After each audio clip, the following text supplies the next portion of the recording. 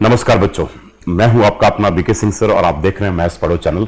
सबसे पहले दिल से आप सबको थैंक्स करना चाहता हूं कि पिछले 3 से 4 दिनों में मेरे साथ करीब करीब 1200 से 1300 नए सब्सक्राइबर जुड़े हैं और इसके लिए सबसे पहले थैंक्स करना चाहता हूं प्रगति वर्मा को। प्रगति वर्मा को आज से 2 साल पहले मैंने पढ़ाया था और मेरे ऑनलाइन क्लासेस वो लेती थी मुझसे, और बहुत ब्राइट स्टूडेंट और बहुत डायनेमिक लड़की है और आज YouTube पे क्या धमाल मचा रही है आप सबने देखा ही होगा। ठीक है, तो आप सभी प्रगति वर्मा के साथ जुड़िए और उसे लाइक कीजिए। बहुत टैलेंटेड लड़की है और आने वाला टाइम में वर्ल्ड का एक नंबर 1 यूट्यूबर भी वो बनने जा रही है, ये मेरा अपना प्रेडिक्शन है। तो प्रगति को मैं दिल से थैंक्स करता हूं। प्रगति के काफी सारे बच्चे मेरे साथ अभी जुड़े हैं। तो चलिए, आज का टॉपिक जो है हमारा है दैट इज अर्थमेटिक प्रोग्रेशन है। अर्थमेटिक प्रोग्रेशन बिल्कुल आपके लिए नया है। आप में से कुछ बच्चों ने स्कूल में यह चैप्टर कर भी लिया होगा, कुछ बच्चों ने नहीं किया होगा और कुछ ने किया होगा, तो उनको डाउट्स बड़े सारे होंगे। और इस चैप्टर में मेजर जो एक डाउट्स आप सबको होगा वह होगा कि इसके फॉर्मूलेज का एप्लीकेशन कहां पर हम रखें, कैसे समझे कि कहां पे कौन सा फॉर्मूला फिट होता है, वो एक मेजर रीजन है। और बच्चों, इस चैप्टर को बहुत सीरियस होकर के कीजिएगा, क्योंकि आने वाला टाइम में जब आप 11th क्लास में जाएंगे तो ये चैप्टर इंटायरली आपको पढ़ना है, तो फाउंडेशन आपका यहीं से तैयार होता है 11th के लिए भी। अब बात रही कि सीबीएसई ने इस चैप्टर में क्या क्या चीजों को डिलीट कर दिया है। तो सीबीएसई ने अर्थमेटिक प्रोग्रेशन में जिन जिन चीजों को डिलीट किया है, ठीक है, वो सही किया है, वो होना भी चाहिए। दैट मीन्स कि जितने भी इसमें अब सिचुएशनल जो प्रॉब्लम्स थे, वर्ड प्रॉब्लम टाइप्स के जो क्वेश्चंस आते थे, वो सारे के सारे पार्ट अब आपके हट चुके हैं। यानी कि जब मैं पढ़ाता रहूंगा तो बताता रहूंगा, ये हट चुका है। ठीक है, इसको नहीं करने की जरूरत है। तो सिलेबस हटने के बाद, डिलीट होने के बाद, यह मेरा पहला वीडियो है। तो आप मेरे चैनल को लाइक करते रहिए, सब्सक्राइब करते रहिए और शेयर जरूर करते रहिए। आने वाला टाइम में आप लोगों के लिए बहुत कुछ मैं लेकर के आने वाला हूं। आइए अब स्टार्ट करते हैं बिना देर किए हुए अर्थमेटिक प्रोग्रेशन। देखिए बच्चों, अर्थमेटिक प्रोग्रेशन का आज हम टोटल फॉर्मूले का डिस्कशन करेंगे। अब आप पूछेंगे कि सर क्या फॉर्मूले पूछे जाएंगे? तो पेपर में किसी भी फॉर्मूले का डेरिवेशन नहीं आता है, इसे आप बिल्कुल दिमाग में बना लीजिए। लेकिन अगर आप डेरिवेशन को देख लेंगे, अगर आप सीख लेंगे, जान जाएंगे उसके बारे में, तो फॉर्मूले का एक्चुअल एप्लीकेशन क्या है आप सबको एक पता चल जाएगा। ठीक है, तो मेरा आप सबसे रिक्वेस्ट है कि एक बार इस वीडियो को जरूर पूरा देखिएगा कि मैं कैसे किसी फॉर्मूले को डिराइव कर रहा हूं, उसके पीछे क्या कहानी छिपा हुआ है। और आज मैं कुछ ना कुछ शॉर्टकट ट्रिक भी आप सबको बताने वाला हूं। कम से कम 2 ट्रिक तो आज जरूर बताऊंगा जो आपका मल्टीपल चॉइस क्वेश्चन में बहुत ही काम आएगा। तो इस वीडियो को लास्ट तक आप जरूर बने रहिएगा और देखते रहिएगा। चलिए, तो अर्थमेटिक प्रोग्रेशन की अगर हम बात करें तो अर्थमेटिक प्रोग्रेशन आपके लिए बिल्कुल नया है, जैसा कि मैंने आप सबको बोला। तो कुछ सबसे पहले हम कुछ लिस्ट ऑफ नंबर्स बनाते हैं, है ना। जैसे एक मैंने लिखा 1, एक लिखा 3, एक लिखा 5, एक लिखा 7, एक लिखा 9 और आगे हम छोड़ दिया। एक दूसरे लिस्ट ऑफ नंबर को हम तैयार कर रहे हैं। मान लीजिए 5 आ गया, 10 आ गया, 15 आ गया, 20 आ गया और इसको आगे तक हमने छोड़ दिया। एक थर्ड लिस्ट ऑफ नंबर बना रहा हूं मैं। 1, 2 बना दिया, 5 बनाया, उसके बाद 9 बनाया, उसके बाद 15 बना दिया, फिर 16 बना दिया और इसको यहां से छोड़ दिया। ये हमने 3 अलग अलग लिस्ट ऑफ नंबर्स हमने तैयार किए। ठीक है, नंबर्स की हमने लिस्टिंग करी। अभी आप थोड़ी देर के लिए भूल जाओ कि आपको अर्थमेटिक प्रोग्रेशन ऑफ चैप्टर कर रहे हो, तो मैंने यहां पे बिल्कुल एक बड़ा सा कांटा लगा दिया, क्रॉस कर दिया। अब आप 3 लिस्ट ऑफ नंबर को देखो। आप तीनों लिस्ट ऑफ नंबर्स को जब आप देखोगे ना बच्चों, तो देखने के बाद आप बिना इस चैप्टर के बारे में जाने हुए भी आप बहुत कुछ इसके बारे में बता सकते हो। एक लेमैन को भी दिखा दिया जाए कि यार इस तीनों नंबर के बारे में बताओ, तो सबसे पहले कहेगा वो कि सर ये जो पहला नंबर है ना वो ऑर्डर में दिख रहा है, यानी कि ऑर्डर्ड नंबर है, यानी कि ये नंबर जो हमें है ये लिस्ट, इसके जो लिस्टिंग दिख रही है हमें ऑर्डर में दिख रही है। मैंने बोला क्या ऑर्डर में दिखा भाई? तो एकदम आराम से आप जवाब दे दोगे कि सर इन सबके बीच में जो है ना 2-2 ऐड हो रहा है। हर अगले नंबर में, पिछले नंबर में अगर हम 2 ऐड करते हैं तो हमारे पास अगला नंबर आता है, जिसको अंग्रेजी में बोले तो एक प्रीसीडिंग नंबर है आगे वाला और एक सक्सीडिंग बाद वाला है और प्रीसीडिंग पहले वाला है। यानी कि प्रीसीडिंग में एक नंबर 2 ऐड कर देते हैं तो सक्सीडिंग नंबर आ जाता है। ठीक है, आप जरूर ऐसा बोलोगे, बिना अर्थमेटिक प्रोग्रेशन को जाने हुए आप बोलोगे। या तो आप इतना तो जरूर कहोगे कि सर एक सिस्टमैटिक लग रहा है थोड़ा सा देखने में, 1, 3, 5, 7, 9, यानी कि सबके बीच में 2-2 का हमें डिफरेंस दिख रहा है।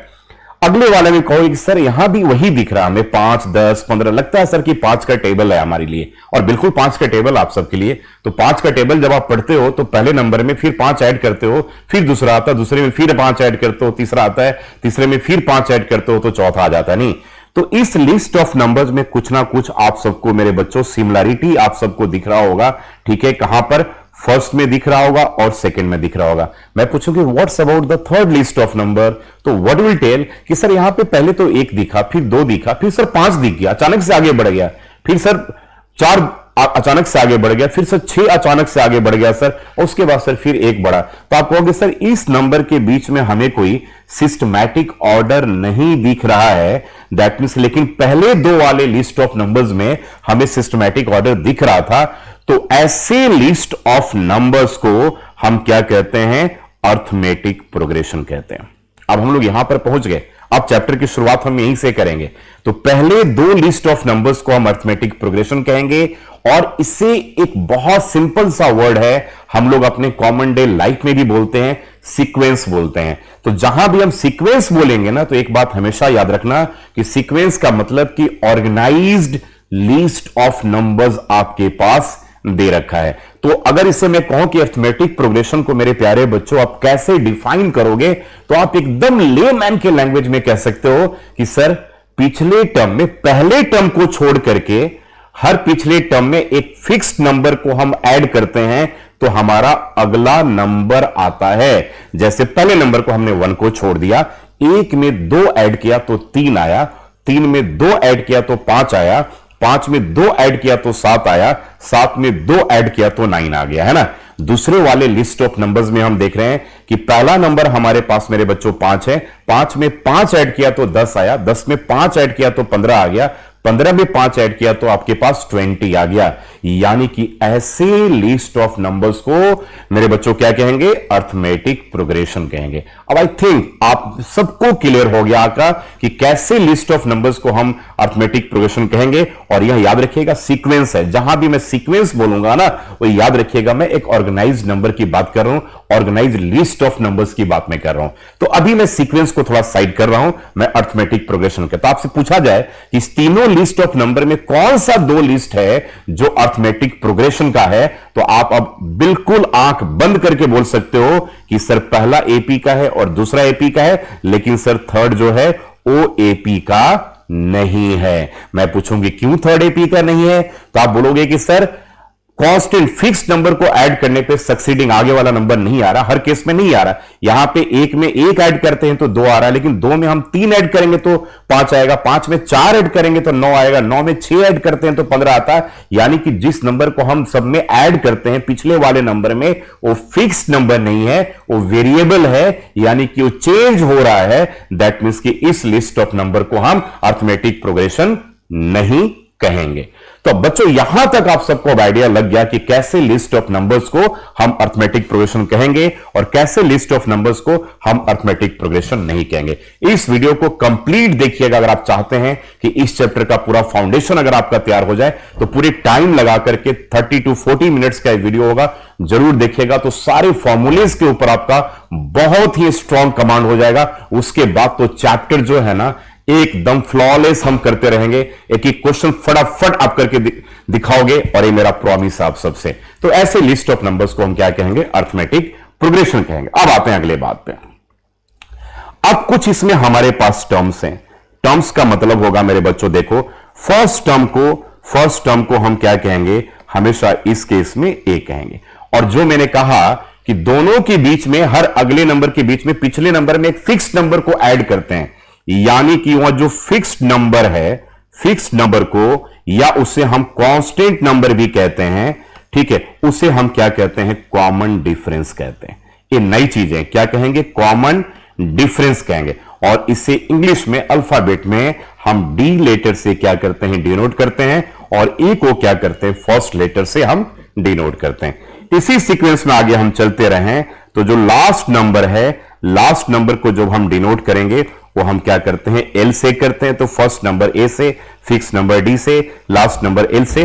और nth नंबर, जैसे आप बोलते हो ना हिंदी में, पांचवी संख्या, 7वीं संख्या, 10वीं संख्या, 20वीं संख्या, तो 20 इसको इंग्लिश में बोलते 28th term, 19th term, 15th term, 16th term, उसको हिंदी में कहते हैं 5वां पद, 8वां पद, 20वां पद, उसको ऐसे बोलते हैं। नहीं, हम बोलते हैं ना भाई कि हमारे क्लास में अगर हम लोग 5 बच्चे बैठे हुए हैं तो हम कहते हैं ना कि पांचवें नंबर पे वो बैठा हुआ, 5वें नंबर पे मोहन बैठा हुआ है, 4थे नंबर पे सोहन बैठा हुआ है, 3रे नंबर पे मनीषा बैठी हुई है, तो हम बोलते हैं ना 3रा नंबर, 4था नंबर, 5वां नंबर, 8वां नंबर, 20वां नंबर। उसी तरीके से पहला पद, दूसरा पद, तीसरा पद, चौथा पद, उसी को हम क्या कहते हैं? nth टर्म कहते हैं। क्या बोलेंगे मेरे बच्चों?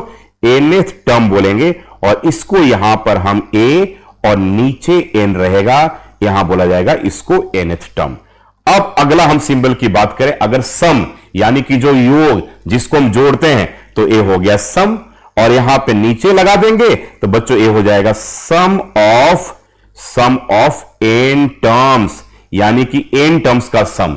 और यहां पे एक जरूरी चीज आप सबको समझनी है कि n जो होगा वो हमेशा नेचुरल नंबर होता है, यानी कि ये प्राकृतिक संख्या होगा। जो गिनती की संख्याएं होंगी उसे हम n कहते हैं। n कभी भी फ्रैक्शन में नहीं आएगा, कभी भी भिन्न में नहीं आएगा, कभी भी अंश बटा जो हर बोलते हो ना, न्यूमरेटर अपॉन डिनोमिनेटर, उसके फॉर्म में नहीं आ सकता। जैसे आप इसको कॉमन तरीके से अगर आप समझने की कोशिश करो तो आप याद रखना कि जैसे हम कहते हैं कि हमारे क्लास में 3रे नंबर की सीट पे अगर मोहन बैठा हुआ है तो 3रा हमारा काउंटिंग संख्या है, काउंटिंग नंबर्स हैं। लेकिन कभी भी आप नहीं बोलोगे कि 3.5 नंबर की सीट पे मोहन बैठा हुआ है, 5.5 नंबर के सीट पे रोहन बैठा हुआ है, या -3 नंबर के सीट पे मनीषा बैठी हुई, कभी भी आप नहीं बोलते हो। तो n जो होगा यहां पर हमेशा हमेशा हमेशा जो है वो याद रखिएगा काउंटिंग नंबर्स होगा, यानी कि जिसे हम क्या कहते हैं? नेचुरल नंबर कहते हैं, जिसे हम प्राकृतिक संख्या कहते हैं। तो अभी तक आप लोग को यहां तक अंदाजा लग गया, पता चल गया कि कैसे लिस्ट ऑफ नंबर्स को हम एपी कहते हैं, और इस चैप्टर में आने वाले टाइम में हमें क्या क्या सिंबल यूज करना है। तो फर्स्ट टर्म के लिए हम ए यूज करेंगे, लास्ट टर्म के लिए कॉमन डिफरेंस के लिए हम डी यूज करेंगे, लास्ट टर्म के लिए हम एल यूज करेंगे, nth टर्म के लिए हम एन यूज करेंगे, सम ऑफ n टर्म्स के लिए हम एसएन यूज करेंगे, और m जो होगा वो हमेशा क्या होगा? नेचुरल नंबर होगा। अब आई थिंक यहां तक का कॉन्सेप्ट तो आप सबको क्लियर हो गया। अब चलिए आइए हम लोग अब मेन पार्ट पे आते हैं, फॉर्मूले का डेरिवेशन करते हैं। देखिए, तो पहला जो सबसे इंपॉर्टेंट फॉर्मूला जो हमें देखना है कि किसी भी एपी का, अब जब मैं एपी बोलूंगा तो आपको लिस्ट ऑफ नंबर ध्यान में रखना है, ठीक है? लिस्ट ऑफ नंबर को ध्यान दे। किसी भी एपी का अगर हमें nth टर्म यानी कि nवां पद अगर हमें फाइंड करना हो तो उसके लिए किस फॉर्मूले का हम यूज करेंगे और कैसे उसका हम डेरिवेशन करते हैं। अब मेरे बच्चों, अगर आपसे मैं एक इलस्ट्रेशन में ए पूछ दूं कि आप ये बताओ कि 2, 4, 6, 8 और ऐसे पूछ दूं, मैं पूछूं कि क्या यह list of number arithmetic progression का है, तो आप में से हर एक बच्चा इसका सही जवाब देगा कि यस बीके सिंह सर, यह है। हम बोलेंगे क्यों है? क्योंकि सर हर पिछले टर्म में पहले टर्म को छोड़ करके, ठीक है, जब एक फिक्स नंबर हम ऐड करते हैं तो हमारा अगला टर्म आता है, यानी कि पहला टर्म हमारा 2 है, उसमें 2 ऐड करेंगे तो 4 आएगा, 4 में 2 ऐड करते हैं तो 6 आता है, 6 में 2 ऐड करते हैं तो 8 आता है। यानी कि इस केस में जो पहला टर्म है बच्चों वो 2 है, और कॉमन डिफरेंस जिसको मैंने डी कहा था, कॉमन डिफरेंस आप जब भी निकालेंगे तो याद रखिएगा succeeding term minus preceding term होगा। अगले पद से, अगले टर्म से पिछले टर्म को अगर आप माइनस करेंगे तो हमारा कॉमन डिफरेंस निकलेगा। एक बात याद रखिएगा, तो 4 से 2 माइनस कर लीजिए, 6 से 4 माइनस कर लीजिए, 8 से 6 माइनस कर लीजिए, हमेशा 2 ही आएगा। तो ये आपका कॉमन डिफरेंस हो गया, और ये आपका पहला पद यानी कि फर्स्ट टर्म हो गया। तो इस दोनों के बारे में आप सबको पता चल गया, ठीक है, कि भाई ये जो लिस्ट ऑफ नंबर है वो अर्थमेटिक प्रोग्रेशन का है। जब है तो मैं अगर पूछ दूं कि इसी अगर क्रम में हम चलते रहें तो भाई मैं पूछ दूं कि फाइंड इसका 10th टर्म क्या होगा, इसका 10वां टर्म क्या होगा। तो अब आपको ये बताना है कि इसका 10वां टर्म क्या हो गया। मैंने पूछ दिया कि फाइंड 28th टर्म क्या होगा, इस एपी का 20वां टर्म क्या होगा। तो ये दोनों चीज मैं अब आपसे पूछना चाह रहा हूं। चलिए अब इसके लिए एक फॉर्मूले का हम लोग डेरिवेशन करते हैं। तो बड़ा आसान है। देखिए, आप एक बार, पहला टर्म आपके पास 2 है। अब इस 2 को आप ऐसे लिख सकते हो, a प्लस क्या लिख सकते हो, 1 - 1d। अब आप बोलोगे क्यों कर रहे हो सर ऐसे, क्या इसकी जरूरत है? भाई 1 से 1 घटाओगे तो 0 आएगा, 0 से d को अगर गुणा करोगे तो क्या होगा, 0 ही हो जाएगा। यानी कि मैं इसी के बारे में तो लिख रहा हूं, ठीक है। अब अगर इसके हम अगले पद को लिखिए, देखिए अगला जो इसका पद है 2 है, यानी कि a प्लस डी जो है मेरे बच्चों वो 2 है। अगर इसको हम ऐसे ही लिखें कि a प्लस जो है वो याद रखिएगा 2, ये दूसरा टर्म है, याद रखिएगा। ये आपके पास पहला टर्म था, ये आपके पास दूसरा टर्म हो गया, तो इसको क्या लिखेंगे, a प्लस 2 माइनस 1d। यानी कि इस केस में देख लो आपके पास a 2 माइनस 1d, तो यह बनेगा आपके पास a प्लस डी।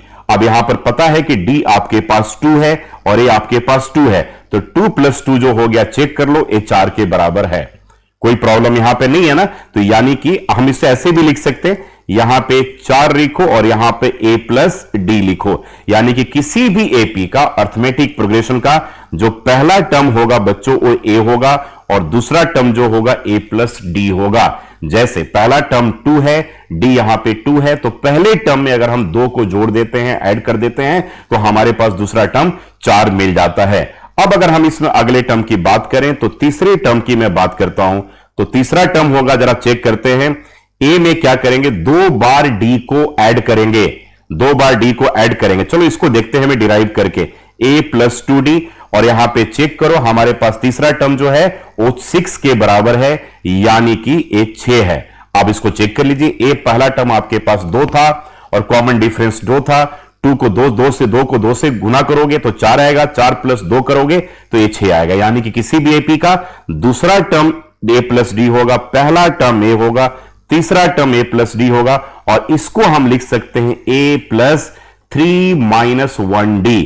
यानी कि जब हम तीसरा पद बोल रहे हैं, जब हम तीसरा टर्म बोल रहे हैं तो 3 माइनस 1 कर रहे हैं, जब हम दूसरा टर्म बोलेंगे तो 2 माइनस 1 करेंगे, जब पहला टर्म बोलेंगे तो 1 माइनस 1 करेंगे।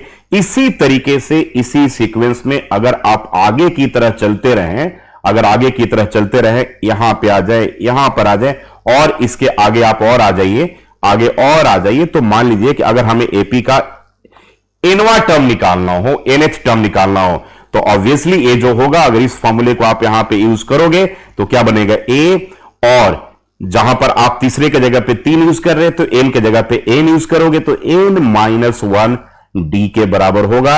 यानी कि अब हमारे पास एक फॉर्मूले का डेरिवेशन हमने बना लिया कि किसी भी एपी का जो nth नंबर का जो टर्म होगा that will be given by A N equals to क्या होगा, A plus N minus 1 D के बराबर होगा। यह एपी का आपका पहला फॉर्मूला, यहीं से हम डिराइव करते हैं। तो किसी भी एपी का जो nth नंबर, nth टर्म जो होगा that will be given by A plus N minus 1 D के बराबर होगा। अब चलिए हमारे पास जो एपी था वो क्या था भाई, 2 प्लस 4 प्लस 6 प्लस 8, और हमें 10वां टर्म निकालना है और हमें इस एपी का 20वां टर्म निकालना था। यानी कि हमारे पास 2 था, 4 था, 6 था, 8 था, और हमें इसके 10th टर्म निकालना है। यानी कि यह हमारा क्वेश्चन था, ठीक है ना, क्वेश्चन 1। तो हमें ए पता चल गया कि 2 है, डी क्या करेंगे, सक्सीडिंग माइनस प्रीसीडिंग। एक बात याद रखिएगा, तो 6 से 4 या 4 से 2 या 8 से 6, तो 2 आएगा। और कितने नंबर का टर्म निकालना है, 10वां टर्म निकालना है, यानी कि n इक्वल्स टू 10 निकालना है। अब हमें पता है कि an जो होता है वो a plus N minus 1d, जो मैंने अभी आपको बताया डिराइव करके, यानी कि a10 जो होगा, a के जगह पे 2 पुट करेंगे, 10 माइनस 1, और d के जगह पे 2 पुट करेंगे, यानी कि बच्चों a10 जो हो गया वो 2 प्लस क्या हो गया, 9 इंटू 2 होगा, यानी कि 2 प्लस 9 2 जा 18, यानी कि इस एपी का जो 10वें नंबर पे होगा वो 20 होगा। तो इस एपी का जो 10th टर्म जो है वो 20 होगा। अब आई थिंक आपको अच्छे तरीके से समझ में आ गया होगा कि कैसे किसी भी एपी का nवें नंबर का हम कोई टर्म निकालते हैं। अगर एक बहुत मोस्ट इंपॉर्टेंट पार्ट अब बताने जा रहा हूं, यही क्वेश्चन आपका दिया रहे और इसमें पूछ दिया जाए कि find nth term, find nth term, तो यह क्वेश्चन आपके लिए बहुत एक इंपॉर्टेंट क्वेश्चन बन गया। तो जब हम nth टर्म की बात करेंगे दैट मींस कि we are talking about its general term. इसको क्या बोलेंगे, जनरल टर्म बोलेंगे। और जनरल टर्म में देख लो आपके पास a का वैल्यू दे रखा है, d का वैल्यू दे रखा है, तो जनरल टर्म जब भी निकलेगा ना ठीक है, वो एन के टर्म्स में निकलेगा, एन टर्म्स में निकलेगा, यानी कि जो उसका आंसर आएगा उसके साथ कहीं ना कहीं एन जरूर लगा हुआ रहेगा, यहां पे याद रखिएगा।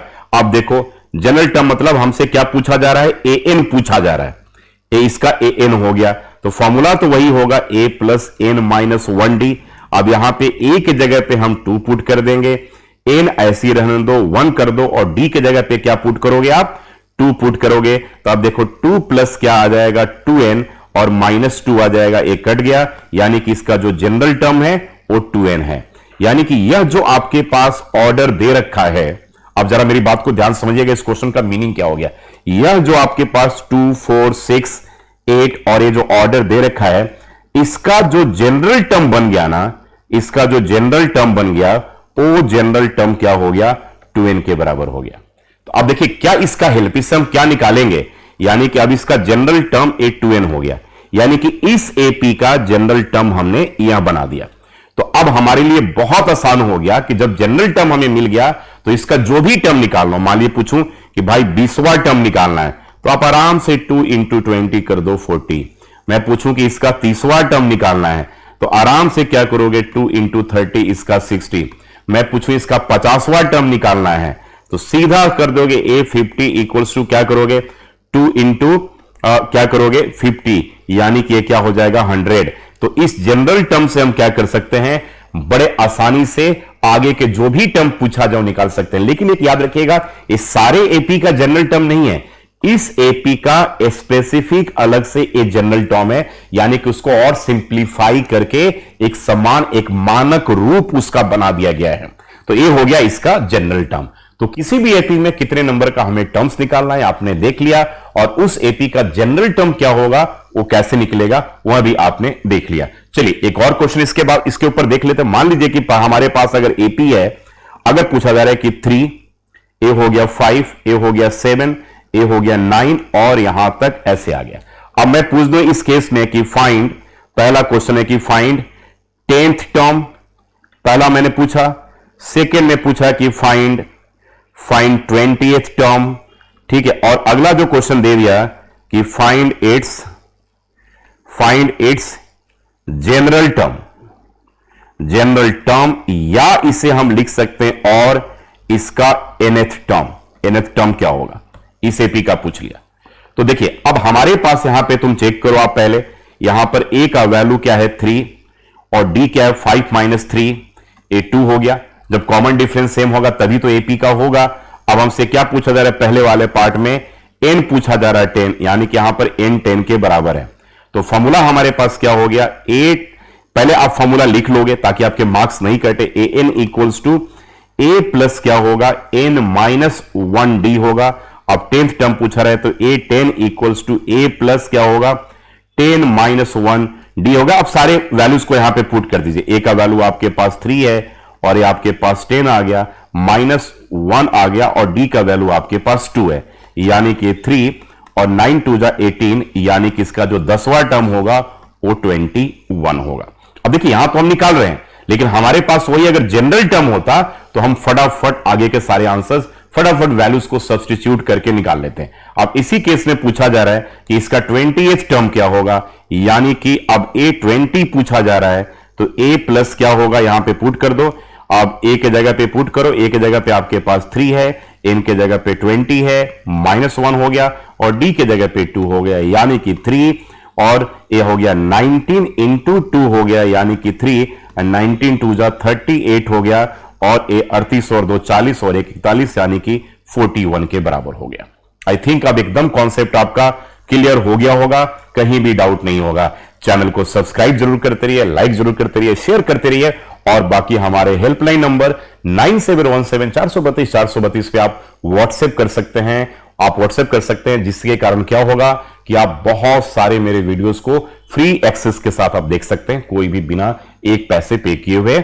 और ध्यान रखिएगा हर बृहस्पतिवार को और हर संडे को एक हफ्ते के बाद, ठीक है। अब दोनों दिन में आप सबके साथ यूट्यूब चैनल पे लाइव भी आ रहा हूं, और यह सिलसिला सीबीएसई बोर्ड के पेपर तक चलता रहेगा, ध्यान दीजिएगा। अब इसका हमें जनरल टर्म निकालना है, यानी कि थर्ड पार्ट इसका जनरल टर्म पूछ रहा है, यानी कि ए एन पूछ रहा है। तो ए एन में हमें पता ही भाई कि a plus N minus 1d होता है, तो ए और डी की वैल्यू पुट कर दो, ए के जगह पे 3 पुट करो, एन तो वही रहेगा, ए रहेगा, और डी आपके पास क्या हो गया, यहां पर 2 हो गया, यानी कि 3 और ए प्लस 2n और ए माइनस 2 हो जाएगा, यानी कि ए 2n और 3 से 2 जाएगा तो ए 1 होगा। यानी कि इस एपी का जो एपी हमने यहां पर अभी लिखा था, इस एपी का जो एपी अभी हमने यहां पर लिखा था, इस एपी का जो जनरल टर्म होगा वो 2n प्लस 1 होगा, यानी कि an जो होगा अब 2n प्लस 1 हो गया। अब एपी का जनरल टर्म हमें मिल गया। अब इसका अगर हमें जो भी टर्म निकालना, पांचवा टर्म निकालना है भाई, तो a5 2 इंटू 5 प्लस 1, यानी कि 5 2 10 प्लस 1, दिस इक्वल भी क्या होगा, 11 होगा। अगर 10वां टर्म निकालना है तो a10, यानी कि 2 इंटू 10 प्लस 1, यानी कि 10 2 20 प्लस 1, और ये 21 आएगा। चेक कर लीजिए, हमने इस केस में 10वां टर्म निकाला भी था जो 21 के बराबर आ रहा था। तो दोस्तों, मैं हूं आपका बीके सिंह सर और आप देख रहे हैं मैथ्स पढ़ो चैनल। मैथ्स पढ़ो चैनल में एक बार फिर से आप सबका, मेरे प्यारे प्यारे बच्चों का बहुत बहुत बहुत स्वागत है। आप फिर से मैं बोल रहा हूं कि लाइक शेयर और सब्सक्राइब जरूर करते रहिएगा, अपना दोस्तों को बोलिए, स्कूल में बोलिए, सबके साथ आप स्प्रेड कर दीजिए इस न्यूज को। और आज जो हमने देखा कि किसी भी एपी क्या होगा, एपी के टर्म्स कौन कौन से होंगे, क्या उसका डिनोशन है, और उसके बाद कैसे उनके हम सिंबल्स क्या, कैसे उसको हम डिनोट करेंगे, पहले टर्म को, लास्ट टर्म को, nth टर्म को, कॉमन डिफरेंस को, ये सीखा। और एक बड़ा इंपॉर्टेंट फॉर्मूले का डेरिवेशन सीख लिया कि किसी भी एपी का nth टर्म कैसे डिराइव किया जाएगा, and that will be given by an equals to a plus n minus 1d। और इंपॉर्टेंट चीज क्या सीखा कि जनरल टर्म कैसे हम किसी भी एपी का बता पाएंगे। Thank you so much and God bless you all. Very soon, बहुत जल्दी अब अगले फॉर्मूले का वीडियो आएगा, और कम से कम 4-5 फॉर्मूले में आपको कराने जा रहा हूं, और उस फॉर्मूले का वीडियो अगर आप देख लेंगे तो आगे आपको कहीं भी दिक्कत नहीं आएगी, ये मेरा प्रॉमिस है। मैं आपका हूं BK Singh sir. Thank you so much.